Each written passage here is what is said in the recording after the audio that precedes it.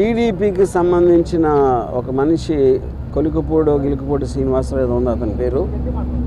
అతను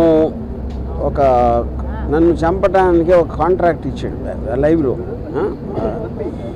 నన్ను చంపిన హెడ్ కట్ చేసి తీసుకొస్తే ₹1,00,00,000 ఇస్తానని కాంట్రాక్ట్ ఇచ్చాడు. అది ఆ TV5 సాంబశివరావు నివారిస్తున్నట్టు నటిస్తానే 3 సార్లు తనతో రిపీట్ చేయించాడు. అంటే దాని అర్థం ఏంటంటే వాళ్ళిద్దరూ కుమ్ముక్కై ముందే ప్లాన్ చేసుకున్నట్టు క్లియర్గా అర్థమవుతుంది. మూడోది దాని తర్వాత కంటిన్యూ చేశాడు డిస్కషన్. దాన్ని బట్టి కూడా అది ప్రూవ్ అవుతుంది. ఇంకా ఛానల్లో ఇలాంటి వ్యక్తులను పెట్టి ఇలాంటి ప్రసారాలు చేయిస్తానంటే 100% ఛానల్ ఓనర్ బిఆర్ నాయుడు గారు కూడా దాంట్లో కాన్స్పిరసీలో చేయి ఉందనేది నా బిలీఫ్. దాని సందర్భంగా అది ఆ కంప్లైంట్ ఇవ్వడానికి నేను వచ్చాను ఇక్కడ డీజీపీ గారి దగ్గరికి. నేను దాసరి కిరణ్ కుమార్ మీ అతను కంప్లైంట్ హ్యాండ్ ఓవర్ చేసాం. దానికి అప్రాప్రియేట్ యాక్షన్ వాళ్ళు దాంట్లో ఉన్న అన్ని పరిశీలించి వాళ్ళు తీసుకుంటారు. సో ఇది ఇక్కడ జరిగింది. బెదిరింపులు పట్టించుకుంది. ఇప్పుడు మీరు ఇప్పుడు ఆల్రెడీ తను సోషల్ మీడియాలో నేను చేస్తాను అంటే నేను చెయ్యి అన్నట్టు చెప్తున్నాడు. మీకు మర్డర్ చేయటం కన్నా వేరే వాళ్ళని ఇన్స్పైర్ చేస్తున్నారు మీరు.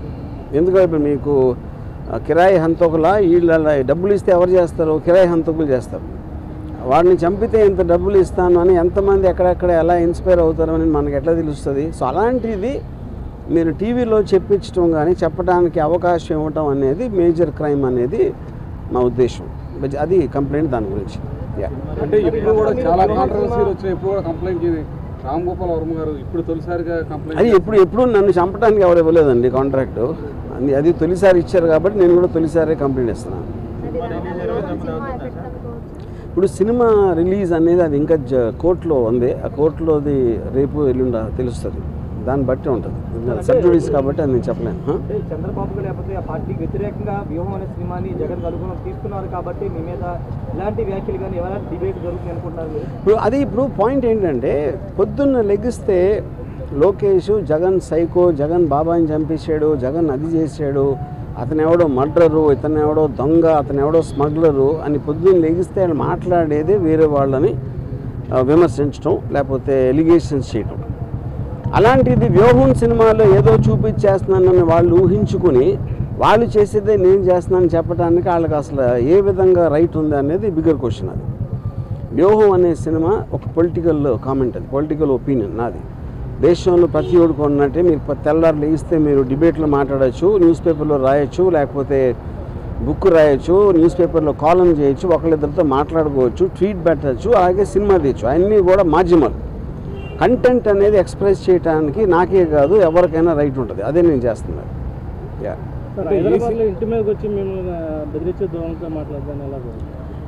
నేను అదే చెప్తున్నా. ఇప్పుడు వాళ్ళకి ప్యానిక్ అవుతున్నారా ఏంటా అనేది వాళ్ళకే తెలియాలి. ఎక్కడ వ్యూహంలో ఏమొస్తే ఏం చూపించేస్తే మా గురించి ఇప్పుడు చాలా చిన్న సింపుల్ కామన్ సెన్స్ క్వశ్చన్ అడుగుతాను.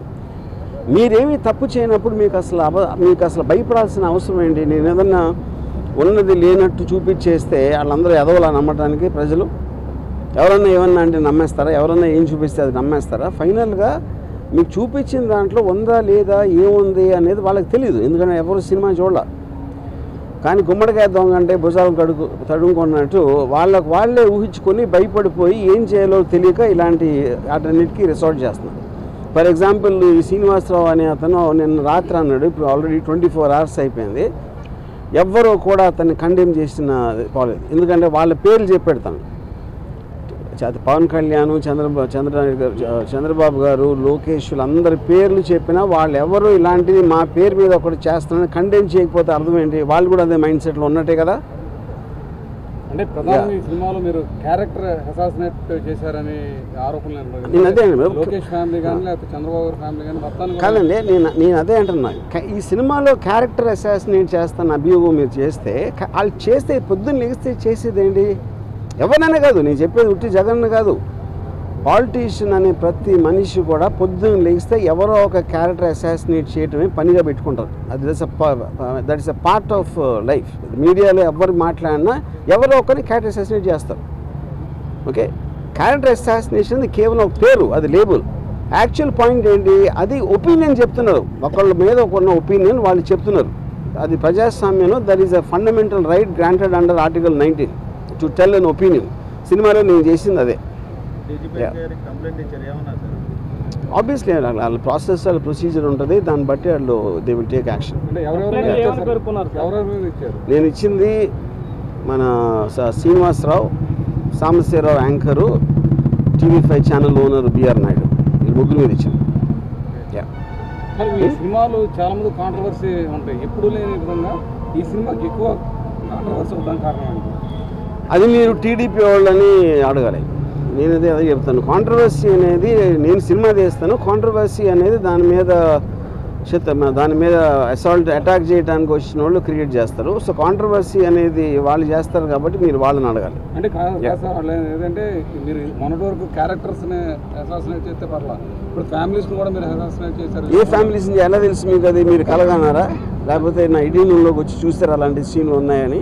అంటే మీ ట్రైలర్లో కానీ వాటితో కానీ మొత్తం నేను అదే చెప్తున్నా. మీరు చెప్పండి, ఏ ఫ్యామిలీలో ఎవరిని అసాసినేట్ చేస్తారు చెప్పండి, ఒక ఎగ్జాంపుల్ చెప్పండి. అంటే వాళ్ళు చెప్తున్నా నేను అదే అంటున్నాండి, వాళ్ళు చూసింది మీరు చూసింది ఒకటే కదా ట్రైలర్లో. నేను కొన్ని సపరేట్గా వాళ్ళకి పంపించలేదు కదా సినిమాని చూడటానికి. ఓకే.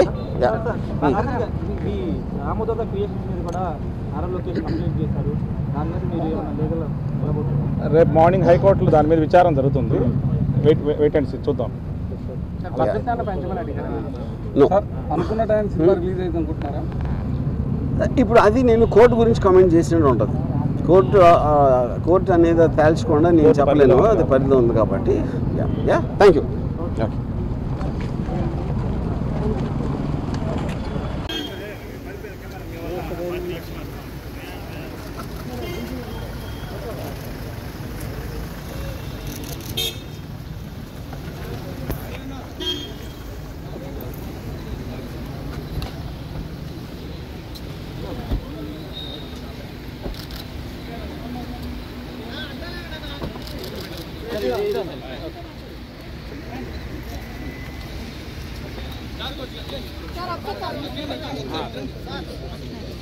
కొంచెం దూరం